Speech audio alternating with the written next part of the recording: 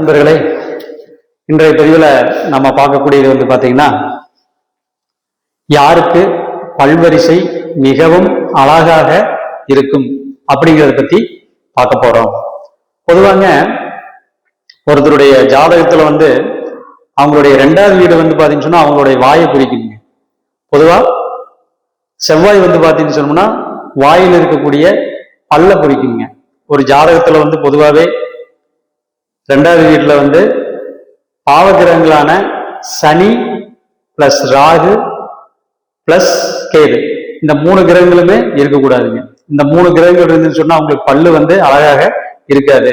அப்போ பொதுவா பாத்தீங்கன்னு சொன்னோம்னா செவ்வாய் கூட சுக்கிரன் சேர்ந்திருந்தாலோ, செவ்வாய் சுக்கிரன் ஒருத்தருக்கு ஒருத்தர் பார்வை இருந்தாலோ, அல்லது லக்னத்துக்கு 2வது வீட்டுல சுக்கிரன் பிளஸ் செவ்வாய் சேர்த்து இருந்தாலும், அல்லது செவ்வாய் மட்டும் பலமாக இருந்தாலும், ஆட்சியாவோ உச்சமாவோ இருந்தாலும் அவங்களுக்கு பல்லு பாத்தீங்கன்னு சொன்னோம்னா வலிமையா இருப்பதோட அழகாவும் இருக்குங்க. அப்ப 2வது வீட்டுல எக்காரணத்தை கொண்டு பாவகிரகங்களான சனி ராகு சேரக்கூடாது. அப்படி சனி ராகு சேர்ந்துன்னு சொன்னா கண்டிப்பாக அவங்களுக்கு பல்லு பிரச்சனையாத்த இருக்குங்க. சுக்கிரன் செவ்வாய் இருந்துன்னு சொன்னா பல்லு அழகாக இருக்கு. அவங்க சிரிக்கும் போது அவ்வளவு ஒரு எடுப்பா தெரியுங்க அவங்களுக்கு. இயற்கையாவே சுக்கிரன் பாத்தீங்கன்னு சொன்னோம்னா சிரிப்புக்கு அதிபதி, செவ்வாய் பாத்தீங்கன்னு சொன்னா பல்லுக்கு அதிபதி. அப்ப இந்த செவ்வாய் சுக்கிரன் 2வது வீட்டுல பலமா இருக்கும்போது அவங்க சிரிச்சாங்கன்னா அவங்க பல்லு அவ்வளவு அழகாக இருக்கும்.